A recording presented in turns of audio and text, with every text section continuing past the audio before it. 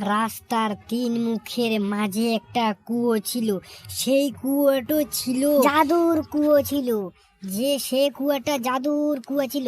সেই জাদু কুয়োর সামনে এক গরিব কৃষক গিয়ে বলে, আমাকে কিছু সে গরিব কৃষক বলে, আমাকে কিছু সোনা দানা দাও, আমি বড়লোক হব। তখন সে কুয়ো কি বলবে গরিব কৃষককে? সে কুয়ো মন থেকে গরিব কৃষক চেয়েছিল। তখন সে কুয়োটি নিজে নিজে কথা বলে, তুই লোভ করিস না, তোকে আমি সোনা চাঁদনি দেব, তুই সে চাঁদনি দিয়ে তুই বড়লোক হয়ে যেতে পারবি। তখন সে কুয়ো থেকে কিছু সোনা চাঁদনি বের হয়ে আসে। তখন সে সোনা চাঁদনি অনেকগুলো সোনা চাঁদনি বের হতে থাকে। তখন কৃষক বলল, হবে হবে হবে, আমার আর লাগবে না, আবার আর লাগবে না, এগুলি দিয়ে আমি চলতে পারবো।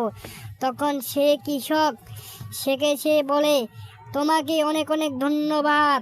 তখন সেই কুয়ো অদৃশ্য হয়ে যায়। তখন সে কৃষক পুটলি বরে সে ধীরে ধীরে ধীরে ধীরে বাড়ির দিকে এগিয়ে যেতেই থাকে এগিয়ে। তখন সে ধীরে ধীরে যখন চলে যায়, তখন সে যেতে যেতে ভাবে সেই স্বর্ণ অলংকার দিয়ে সে কি করবে।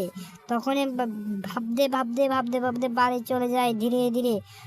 তখন সে মনে মনে ভাবে, কিছু স্বর্ণ চাঁদনি গরিবকে আমি দান করব, আর যাগুলি বেঁচে থাকে সেগুলি দিয়ে আমি কিছু বিক্রি করে আমি নিজে চলবো। বুঝলে নে তোমরা?